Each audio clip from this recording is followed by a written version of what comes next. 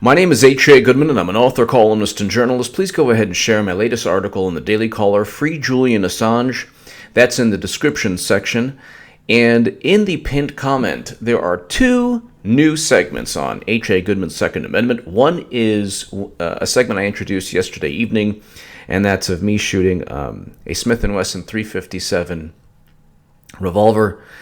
And that's like around 20 minutes of footage. And then the next one, the one you see in the pinned comment above that link, is a link to me shooting a Sig Sauer 1911 45 ACP. That's only about 2 minutes, but it's probably more thrilling or more interesting in a way because it's like the camera angle of a shell casing. And I was at the range alone, so I couldn't really, I didn't have a tripod or anything, it was just my phone. I didn't have a camera, tripod, or whatever. And it catches some cool footage. So it's only 2 minutes, but it's of me shooting a Sig Sauer 1911 45 ACP. And so check that out. Definitely subscribe to HA's Second Amendment if you enjoy and appreciate firearms and the Second Amendment. Really, really cool gun, by the way. How the FBI informant outreach to Trump staffers fits into the overall investigation. So this is the Washington Post. By the way, the insanity is like, the Washington Post published a piece today from one of their, allegedly conservative writers. Well, if the Clinton email investigation prompted a probe, then they should investigate Trump. What? Did Trump have special access program intelligence on servers located in the basement of his home? Because he used his cell phone? The issue wasn't the fact that Clinton used a private email server. The issue is that the issue is not the fact that she used a private email. If he doesn't have a private server, he can't even hide from the U.S. government, even if he uses a private email at the White House. So, the whole issue is, of course, they could spy on you if you are utilizing their servers, but on your Gmail or whatever. Just like at work, if you, your passwords, whatever, you're using the work network, your job's network. The big issue with Clinton, obviously, was always that she transferred somehow top secret intelligence and from Cybernet, JWICS, SCIFs, other locations. I only named 3 locations within the U.S. government always on this, when I go ahead and explain this fiasco. Now they're like, well, he used his own cell phone, so it's the same thing, right? No, it's not. This is why the Democrats will lose miserably. Then I'm already getting discussions of, the NRA is doing this and that, and the correlations they make. Don't get me started. I'll focus on that in the my next channel. Everything's this grandiose leap of logic. You can't have this leap of logic that says, actually, Obama never knew of anything that took place in his campaign. Don't you know? Nothing. He was like Hillary Clinton, out just walking in the woods and going to a coffee shop, and he knew nothing. So how the FBI informant's outreach to Trump staffers fits into the overall investigation. Before it was, how dare you spy on Trump? How dare you accuse President Obama of spying on Trump? That's crazy.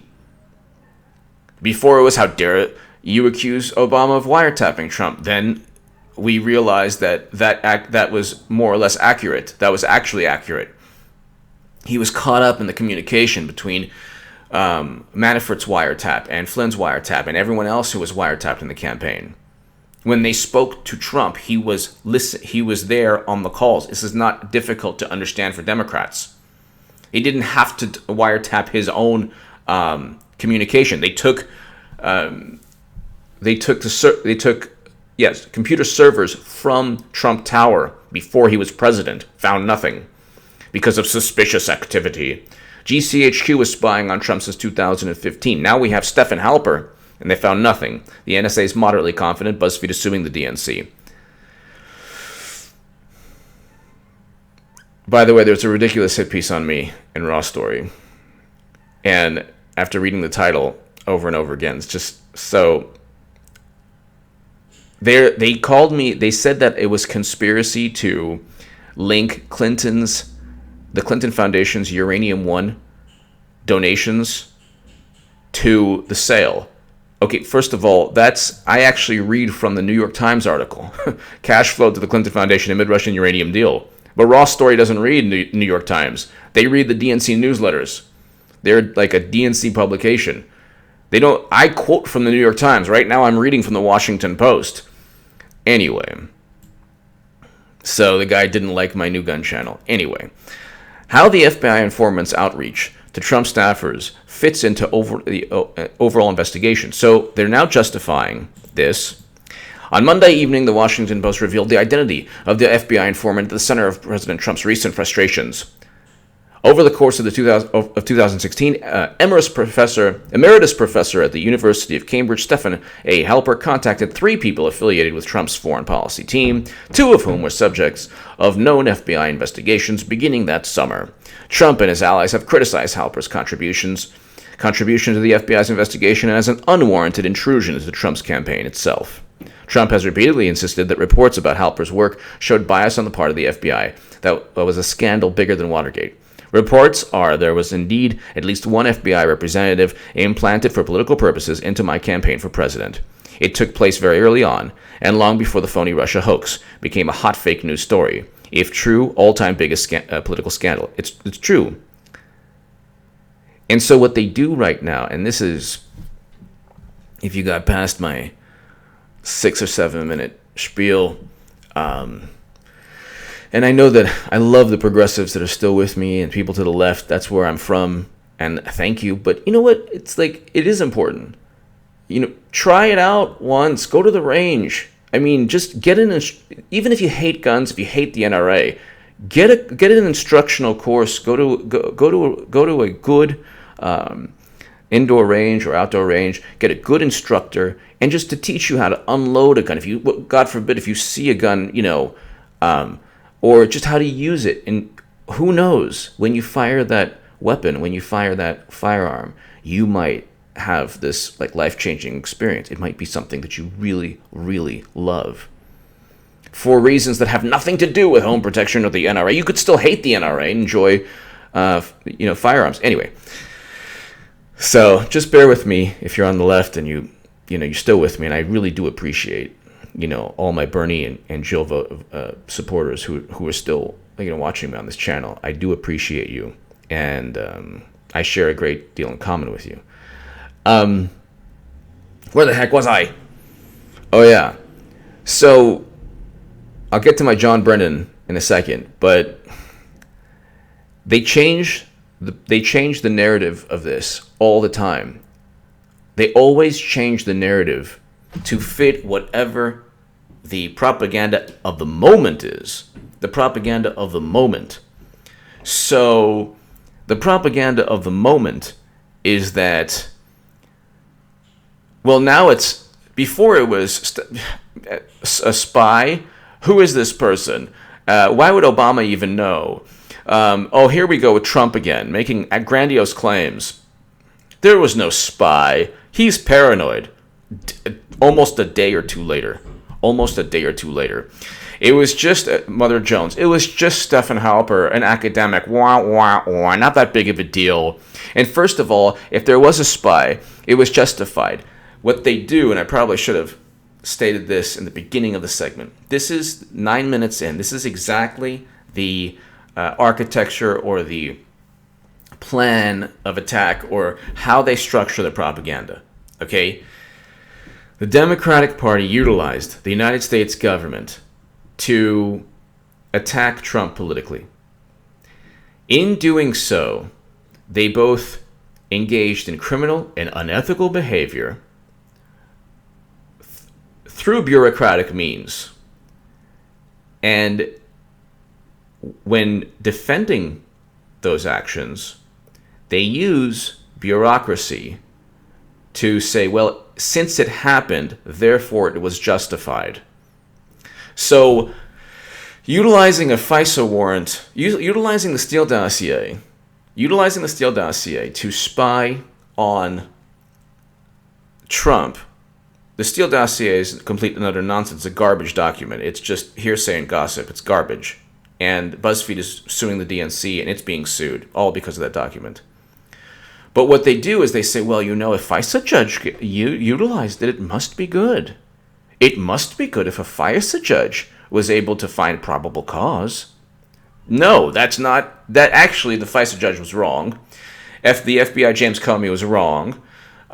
Nobody should have. That's a campaign finance violation. The DNC and Hillary Clinton funneled money through her law firm, Perkins Coie, to pay for the dossier. The dossier was never the ridiculous nonsense. Oh, well, the Republicans tried. Even if that's true, it doesn't make it more accurate. But no, the Republicans didn't. The Washington Free Beacon had nothing to do with the Steele dossier or Christopher Steele. They commissioned Fusion GPS. Fusion GPS just happened to have a whole bunch of people in D.C. working that they worked with. Once they were completely out of the picture when Clinton arrived. And then when Clinton arrived, then she utilized Fusion GPS to purchase the Steele dossier. And then, Christopher Steele went on his ridiculous email campaign or cell phone campaign. He never stepped foot in Russia. But they appeal to bureaucracy after they've been exposed as utilizing bureaucracy for criminal criminal motives. So that's finally, I've kind of narrowed it down to what I'm trying to say. They appeal to the process, or they highlight, they say, oh, well, Susan Rice never unmasked names. Well, of course she unmasked names. She had to. Deny. When caught, admit, then appeal to the fact that bureaucracies work. The government doesn't do anything for political purposes. It's all a little chain of command. So when Michael Cohen is, his offices are raided, well, of course, that's obvious. He did something wrong. They would never have encroached upon his Bill of Rights or his freedoms, his attorney-client privilege, his Fourth Amendment rights, if he didn't warrant that. Now the Democratic Party is becoming, like, they talk about Trump as this ogre and this, tyrant. The most diplomatic and the most ruthless people, the police state people on the left, there was a really interesting video of Dave Rubin, who was confronted by this woman who was upset that he didn't think there was a definition of hate speech. And she was condemning him, and then she was saying how his ancestors are rolling in their grave and all these things. Okay. Because he has a family who died in the Holocaust. So she had the audacity to say all these things. And then she said, well, yes or no? Yes or no? If a person is engaging in hateful talk about Jews or anyone else, they are more likely to commit crimes against these people and against, more likely to be anti-Semitic. He should have simply said no. You can go, it's kind of a ridiculous, and then that same person kind of told the audience to F off. She's like, I'm going to hand over this mic, and you know what? And she basically told it, but that person respectfully was wrong. You can look at not just rap music, there's death metal, there's, this is a profanity alert. Sorry, I'm going on this tangent, but it's all part of the propaganda that says Trump was never spied on. Trump was spied on, and it was just fine. Trump was never unmasked. Yes, his names in his campaign were unmasked, and it was just fine. It's bureaucracy. That Clinton never purchased the Steele dossier. Well, the Steele dossier was purchased, but the FISA judge didn't know that it was Clinton, but he did know that it was politically motivated. That doesn't mean that there's no evidence. BuzzFeed's suing the DNC. Nobody's talking about that, by the way. But you can go, and there are examples of not just, like, okay, this is a profanity alert. Do not listen if you don't want to hear profanity.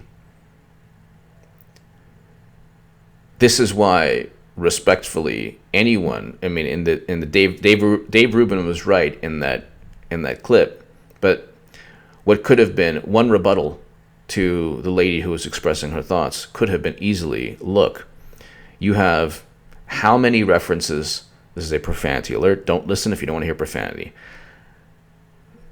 A lot of profanity. How many references to bitches, hoes, fucking, how many references in rap music, death metal, killing, Satan, whatever, Satan's like, ripping people's hearts out, physically assaulting them to the point, not just assaulting them, like ripping them to shreds in death metal, which I love death metal and heavy metal and, like all different genres, okay? Thrash metal, whatever, punk music. Okay, punk music, here, 53rd and 3rd, Ramones. I'm sorry, this is a 53rd and 3rd, standing on the street. Okay. Is this an example of hate speech or homophobic speech? Okay. It's actually a great song, but if you listen to the lyrics, it's about a male prostitute being murdered. So if you listen to this, are you more likely to murder a male prostitute? No. Simply singing this song doesn't make you more likely to be homophobic or violent. Now, you might say, well, the neo-Nazi who is yelling obscenities, yeah, but that person is already at a certain point mentally. And if that takes place, the whole organization goes down. The worst thing that happened to these hate groups is that one person took down the whole, or one or two or three, their organizations are taken down and sued to oblivion or, dismantled legally because they commit heinous acts. But you're not going to stop the mentality by bullying everyone who's decent in society, who actually just expresses a thought that you find offensive. So let's just read these lyrics really quickly, 53rd and 3rd. And it all relates directly to, you might say, well, what does this have to do with the Washington Post article, how the FBI informants' outreach to Trump staffers fits in? Basically, it doesn't. It's an appeal to bureaucracy. And the article goes on to basically just talk about how, look at these timelines. Trump campaign begins, and all these like mundane events that took place with a date associated. And it's always, and then the FBI spied at this date. But they've not proven there's not one shred of evidence that Trump worked with Putin or Russia or anyone linked to Russia. And they haven't even explained how, even if that's true, what did Stephen Halper give after 2 years? You don't think that Stephen Halper would have had some kind of information that would have led to Trump's prosecution or Trump's indictment? Meanwhile, you literally had everyone around Clinton just go ahead and they were given immunity. Nobody was told to flip and saying, but there was evidence there of grandiose crimes. You can't transfer a special access program intelligence and not be committing a crime. But anyway, this is the Ramones. This is about a male prostitute being murdered.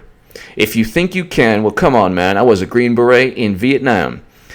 I said no more of your fairy stories, because I got my other worries. 53rd and 3rd standing on the street. 53rd and 3rd, I'm trying to turn a trick. 53rd and 3rd, you're the one they never pick. Oh, so the person singing might be a male prostitute. I'm not 100%. 53rd and 3rd, don't it make you feel sick? Okay, then it goes. Then I took out my razor blade. Then I did what God forbade. Now the cops are after me, but I proved that I'm no sissy. And so he's talking about...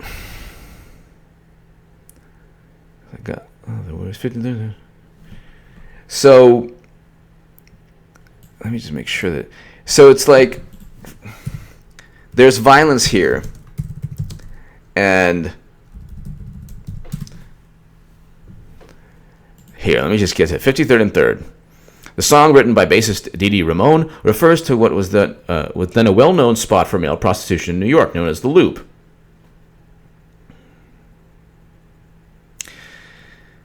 In the song, Dee Dee's lyrics referenced the wavering feelings of a straight teenager hustler who confuses being purchased with being attractive and also confuses violence with masculinity.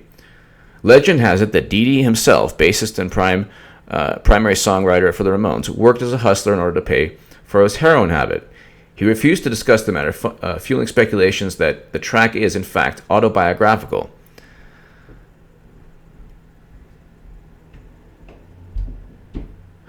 Okay, so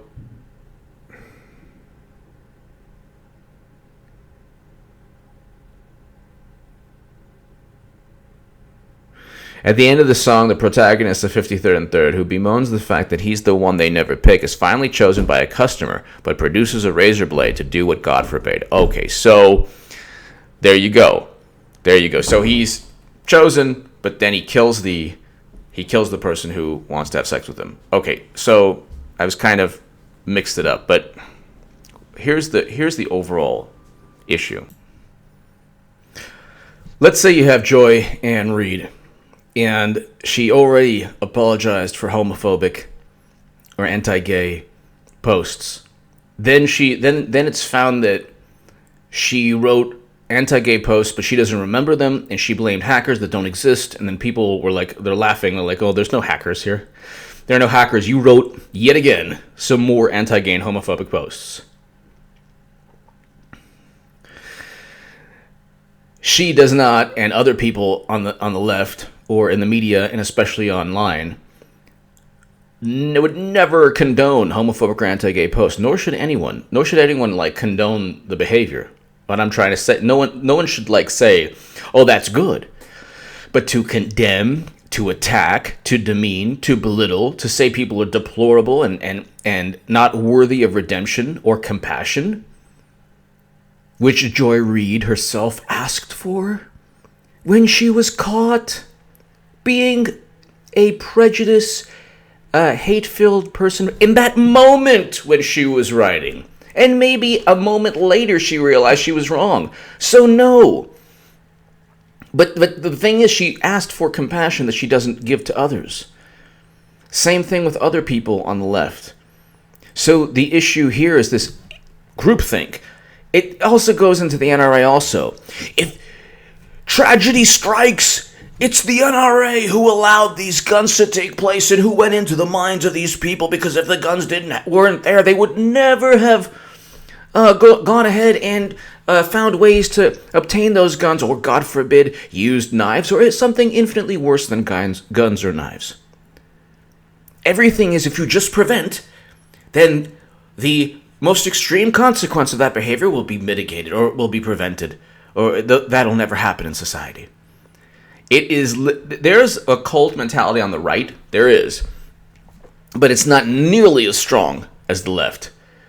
Because the mainstream runs the cult mentality. The cult mentality on the right are like pockets of people. The extreme pockets. You're not going to find an NRA church member. You're not going to find a guy who goes to church and who's part of the NRA. Generally, who's going to be agree with the extreme alt-right, hate-filled sentiments.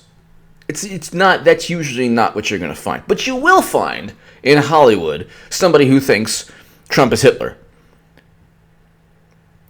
So the lefts, or you will find this type of mentality, especially among a lot of young people who are very, very, or perhaps, politically active. You'll find the mentality that, everything is this grandiose narrative, and we all fit into this. And, don't get me started. Anyway, give me your thoughts below. Sorry that I went all over the place, but the FBI informant's outreach. The FBI mole, Stephen Halper, provided zero intelligence that could be used to indict or convict or even correlate Trump to any crime. They used an informant, they unmasked names, they went ahead, they did everything possible. They spied on Trump's campaign from day one without any evidence of a crime that was committed. They don't even know if the DNC was hacked. And when they lose, let's just see. I'll get to John Brennan in another segment. John Brennan. There's a guy that's going to lose this arm wrestling match or battle of wills with Trump. At the end of the day, even if you're a CIA chief, you're still underneath the president. And if you're a former CIA chief, then you're really, again, Gina Haspel. I didn't want Gina Haspel to be nominated. Okay.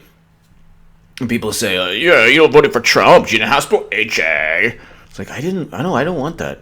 You voted for Clinton, and she was a flawed candidate. Meanwhile, don't get me started. So it's not like this. I didn't vote for Trump because he's the epitome of. I'm not voting for Trump in 2020 because he's the epitome of truth and justice and purity. I'm looking at the two options: Trump 2020 or any Democrat. You want to reward Democrats for the insane behavior? Russia, the Russians did it. You want to reward that? Just like when they cheated Bernie, I wasn't going to reward that. No way. I'm the type of person, like you probably, who, will fight back peacefully and politically. Peacefully, diplomatically. Peace through peace. Peaceful means. Okay. Hold on. Bold midterms.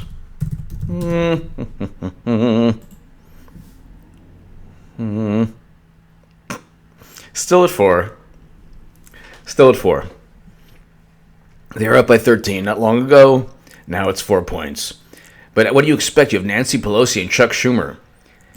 This is the Democratic Party. They looked at Bernie Sanders, and they're like, here's a guy who, and say, yes, Bernie should never have acquiesced. Yes, he should never have acquiesced. I agree. He should never have kissed the ring. I agree. It hurt, and it hurts. And that's why even if Bernie runs, I'm not going to, I'm still going to vote Trump 2020. They'll never let him become nominee.